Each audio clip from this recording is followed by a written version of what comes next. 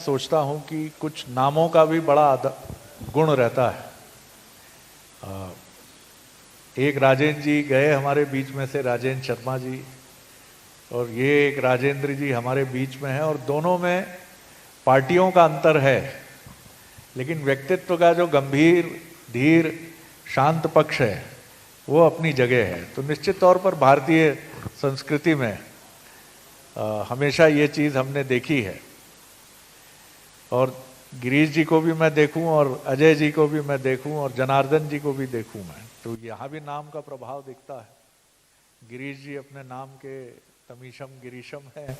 अजय जी को मैंने हमेशा ही देखा है कि अजय भाव रखकर ही आगे बढ़ते हैं। जनार्दन जी ही हैं जी, एक चिर विद्रोह है ही उनके भीतर। राजेंद्र जी, पिछले कार्यक्रम में आपसे भी विंध्य के विकास पर काफ़ी चर्चा हुई थी, और रीवा में आप एक ऐसे जनप्रतिनिधि के तौर पर भी हैं जिन्होंने रीवा का चेहरा बदलने के लिए बड़ी कोशिशें की। खासतौर से उसके एस्थेटिक पक्ष की अगर मैं बात करूं, उसके उस पक्ष की बात करूं जो उसको एक महानगर की श्रेणी में ले जाकर खड़ा करता है। अब आज अगर 2022 और चुनाव में जब एक साल बचा है, आप विंध्य को कहाँ पाते हैं? आप सफारी भी है अब यहाँ, और जिसमें काफ़ी लोग पर्यटकों का आना जाना होता है। आपका अपना विंध्य, आपका अपना रीवा आज 2022 में जिस मकाम पर है, अभी मैं कहूँगा कि संतोष तो नहीं होगा, लेकिन फिर भी देखते क्या है, कहाँ कितना मन में ये भी है कि ये कर लिया, ये करना बाकी है।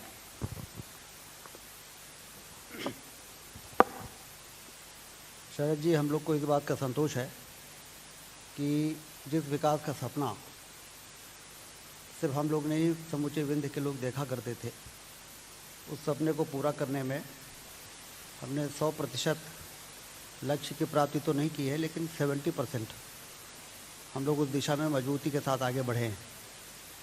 क्योंकि सारे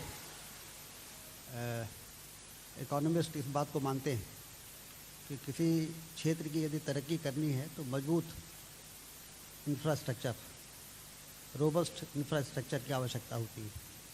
यदि इंफ्रास्ट्रक्चर नहीं है तो उस क्षेत्र में गरीबी फिर बढ़ती है, और गरीबी बढ़ती है बेरोजगारी के कारण, और उसका समाधान एकमात्र है कि सिंचाई की नहरें हों, पर्याप्त बिजली हो, 4 लेन की शानदार सड़कें हों, जहां आवश्यकता हो रिंग रोड हो, बाईपास हो, जहां आवश्यकता हो फ्लाईओवर, आरओबी हो, जिससे कि स्पीड जो है, स्पीड लगातार बढ़ती रहे उस एरिया की। हम लोगों ने सुना है कि हमेशा ये कहा जाता है कि अच्छी सड़कें नहीं हैं तो जिस तरह से मनुष्य के शरीर का रक्त वाहिनी यदि अच्छी नहीं होगी तो शरीर स्वस्थ नहीं होता, उसी प्रकार से यदि सड़कें अच्छी नहीं है तो वो क्षेत्र फिर घिसटता हुआ दिखता है। मुझे रीवा से हनुमाना की यात्रा और रीवा से चाक घाट की यात्रा याद है। उस समय ऐसा लगता था जैसे गाड़ियाँ चल नहीं रही हैं, घिसट रही हैं, और अभी उन सड़कों में आप चलेंगे तो आपको लगेगा कि गाड़ियाँ दौड़ रही हैं। तो वास्तव में गाड़ियाँ नहीं दौड़ती हैं, वो देश दौड़ता है। और इस प्रकार से ये जो नेटवर्क तैयार हुआ है विंध्य में, सीधी सिंगरौली को यदि आप छोड़ दें तो चारों ओर शानदार सड़कें बनी हैं। सिंचाई की बाणसागर एक कलंक था हमारे लिए, क्योंकि 77 में उसका भूमि पूजन हुआ था, 78 में। अब हम कैसे तरक्की कर सकते हैं यदि बाणसागर जैसी जीवनदायनी बहुउद्देशीय, जिसमें बिजली भी बननी है, जिसमें सिंचाई भी होनी है, वो यदि बाणसागर बंद पड़ा है तो, और उसको बनने में यदि 30-35 साल लगेंगे, तो इसी से आप समझ लीजिए कि पिछड़ेपन का सबसे बड़ा कारण क्या था। लेकिन आज वो सिंचाई की नहरों का जाल बिछा है। रीवा जिले में 3 लाख एकड़ में पानी पहुंच गया है, और आने वाले दिनों में हम 8 लाख एकड़ में पानी पहुंचाने वाले हैं। जो सरप्लस वाटर बाणसागर के रिजर्वायर में था, उसका जब हिसाब लगाया तो मालूम पड़ा कि पानी तो और लिया जा सकता है। उसके लिए 1000 करोड़ की योजना और मंजूर हुई, और उस पानी को फैलाने के लिए रीवा में, सीधी में, सतना में जो हिसाब लगा कितना पानी सरप्लस है और कितना और फैलाया जा सकता है और उसके लिए 1000 करोड़ की आवश्यकता है, तो आज हम ये दावे के साथ कहते हैं कि 8 लाख एकड़ में रीवा ज़िले में अकेले पानी पहुंचेगा। रीवा का कृषि योग्य भूमि जो है वो लगभग 9.5 लाख है, तो उसमें यदि हमने 8 लाख में पानी पहुंचा दिया तो 3 लाख एकड़ में पानी पहुंचाने से कितनी बड़ी क्रांति हुई है ये हम लोगों को दिख रही है। आज कोई मतलब हम नहीं कहते, ज़माना कहता है। आपने भी कहा कि रीवा का चेहरा बदल गया है। वो बदला इसलिए है कि किसानों के जेब में पैसा आ गया है और वो बाज़ार में खर्च करने लगे हैं। तो मल्टी स्पेशलिटी हॉस्पिटल भी बन रहे हैं, अच्छे होटल्स बन रहे हैं। साया जी जैसा होटल रीवा में क्यों खुला है? क्या ज़रूरत थी उनको खोलने की? क्योंकि उनको मालूम है कि यहाँ पोटेंशियल है। यहाँ रेडिसन का होटल खुल रहा है जो 5 स्टार होटल होता है, बड़ी चेन है, बड़े शहरों में जाता है, वो किसी के हाथ जोड़ने से नहीं आता। जिस क्षेत्र में पोटेंशियल है वहाँ पे लोग आते हैं। तो रेडिसन का होटल खुलना, साया जी का होटल खुलना, मल्टी स्पेशलिटी अस्पताल 3 खुल गए हैं और अभी 3 और बन रहे हैं। ये मेडिकल हब बन रहा है। जैसे किसी ज़माने में नागपुर में होटल खोलने की, हॉस्पिटल खोलने की होड़ हम लोग देखते थे। पहले मेडिकल हब हुआ करता था जब हम लोग स्कूल में पढ़ते थे, कॉलेज में, मुंबई। उसके बाद एक दौर आया जब नागपुर हुआ। अब अगला दौर आप देखिएगा रीवा होगा, जहाँ पर मेडिकल हब के रूप में। इसके लिए जो ज़रूरी चीज़ें हैं, जैसा अभी सांसद जी ने कहा कि सीधी से Singrauli rail line, rail connectivity, road connectivity, और अब तो हम रीवा में हवाई अड्डा भी खोल रहे हैं। उसके लिए 250 एकड़ ज़मीन, 64 एकड़ ज़मीन जो हवाई पट्टी के, उसके अलावा एयरपोर्ट अथॉरिटी को दे रहे हैं। तो कुल मिला के बिना मजबूत अधोसंरचना के आर्थिक क्रांति नहीं आती है, और जब आर्थिक क्रांति नहीं आती है तो सारी चीज़ें धीमी पड़ने लगती हैं। तो उस दिशा में जो ज़रूरी कमी थी उसको पूरा करने के लिए जो ज़रूरी काम थे वो हुए हैं, इसका हम लोगों को संतोष है। और इससे एजुकेशन भी बढ़ता है। प्राइवेट सेक्टर के स्कूल्स आते हैं, प्राइवेट सेक्टर के कॉलेजेस आते हैं, और जो गवर्नमेंट सेक्टर के कॉलेज और स्कूल हैं वो अपग्रेड होते हैं। तो इस दिशा में मुझे लगता है कि जो काम हुआ है उससे हम लोगों को संतोष है कि हम सही दिशा में बढ़ रहे हैं। जी, किसी भी क्षेत्र के विकास की एक बड़ी नींव, जैसा इसके पहले भी वक्ताओं ने कहा, राजेंद्र जी ने भी, आप ही के नामधारी जिन्होंने भी बात कही कि स्थानीय संसाधनों का उपयोग स्थानीय आबादी के माध्यम से हो, जितना ऑप्टिमम हो उसका उपयोग, इस दिशा में भी आपको लगता है कि विंध्य आगे बढ़ रहा है या इस पर फोकस हो रहा है? क्योंकि आपके कई रीजन, सिंगरौली की बात करें तो एक समय उसे पावर हब, पावर कैपिटल के तौर पर देखा गया। इन सब का मार्केटिंग का सेंटर भी विंध्य हो, ये आप ही के हाथ में हो ये चीज़, जिससे उसका अधिक से अधिक उपयोग आपके पास हो। ये चुनौतीपूर्ण होता है क्योंकि जो भी लोग यहाँ आते हैं वो अपनी शर्तों के साथ आते हैं बाहर से, देश के अलग अलग हिस्सों से, लेकिन कुछ टर्म्स एंड कंडीशंस ऐसी निश्चित तौर पर आप रखते ही होंगे यहाँ सरकार और जनप्रतिनिधि। इस पर आप क्या? स्थानीय आबादी के बिना तो विकास, आखिर ये विकास किसके लिए है? स्थानीय लोगों के लिए है। मुझे याद है कि जब ये चीज़ें रीवा में नहीं थी तो यहाँ के स्थानीय लोग बम्बई, दिल्ली में छोटी छोटी नौकरी करने के लिए होटलों में, नागपुर में, तो ये कहा जाता था कि नागपुर के जितने होटल हैं उसमें ज़्यादातर रीवा क्षेत्र के लोग वहाँ पर छोटी छोटी नौकरियाँ करते हैं। लेकिन अभी हमने कुछ दिन पहले एक बाज़ार का उद्घाटन किया, सुमित बाज़ार का। उसके पहले हमने डोमिनोज़ का आउटलेट का उद्घाटन किया। तो वहाँ पर 30-35 लड़के, सेल्स बॉय और सेल्स गर्ल्स खड़े थे, पैंट शर्ट पहने, टाई लगाए, क्योंकि वो लोग तो सेलेक्ट करते हैं फिर ट्रेनिंग कराते हैं। तो हमने सोचा कि ये कहाँ के हैं बच्चे,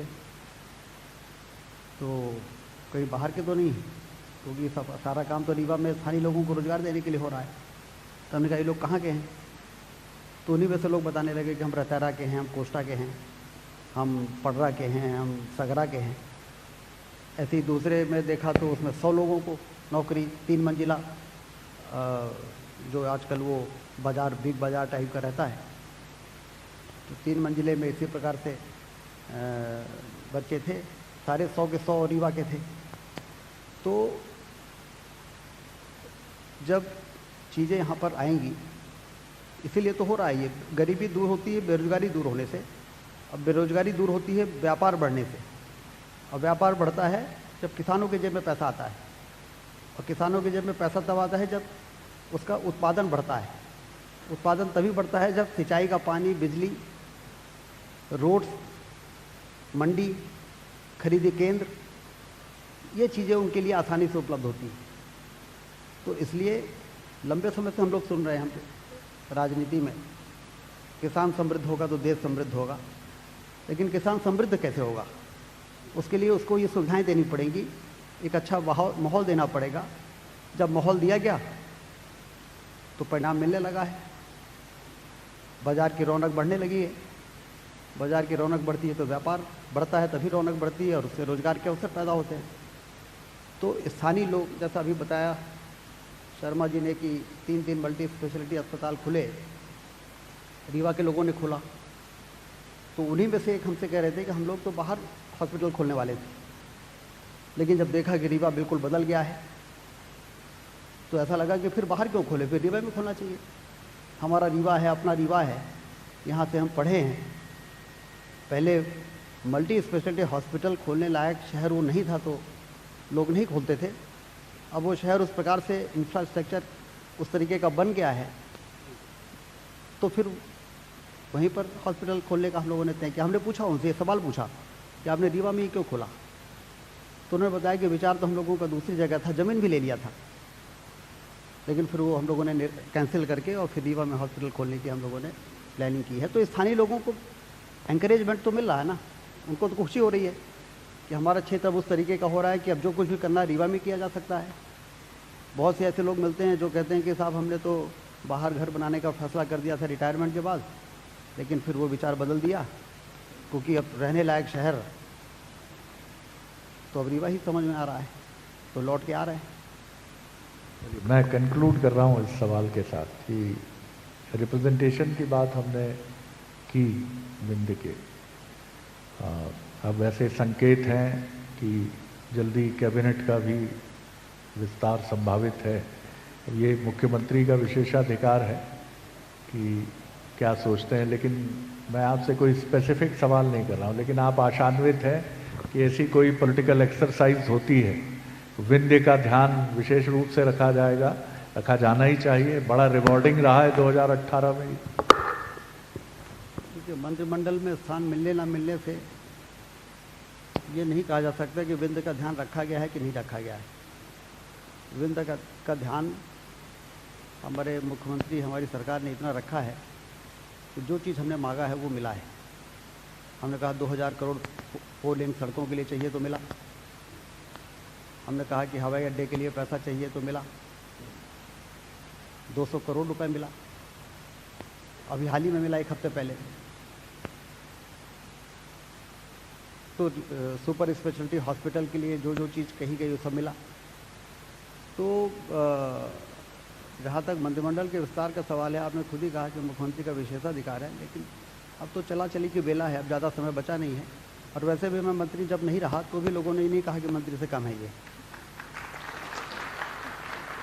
और जब कांग्रेस की सरकार बन गई थी तो भी मैंने कहा था कि विधायक मंत्री से कम नहीं होता है, रीवा का विकास नहीं रुकेगा।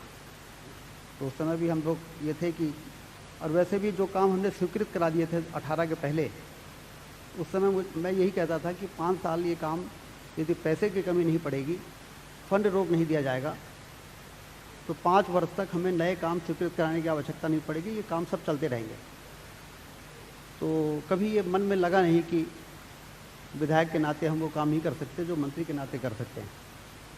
तो इसलिए अब तो 1 साल बचा है जी, लेकिन कई बार 1 साल बचने के पहले, जैसे T20 में आखिरी के 5 ओवर बड़े इम्पॉर्टेंट होते हैं, तेज़ी से रन कूटने की कोशिश टीम करती हैं, तो चाहे सत्ताधारी दल हो या अपोजिशन हो, ये आखिरी के 5 ओवर बड़े इम्पॉर्टेंट हैं और हमारी शुभकामनाएं विंध्य रीजन के साथ हैं कि इन विंध्य से भी जो कुछ बहुत महत्वपूर्ण बल्लेबाज हैं, गेंदबाज हैं, ऑलराउंडर्स हैं, उनको मध्य प्रदेश की बीजेपी की इस पॉलिटिकल टीम में और महत्वपूर्ण तरीके से बैटिंग करने का मौका मिले। हालांकि आपने खुद ही कहा कि आप मंत्री या मंत्री नहीं जैसे एडजेक्टिव्स में नहीं उलझते हैं, ये आपकी सोच का बड़ापन है।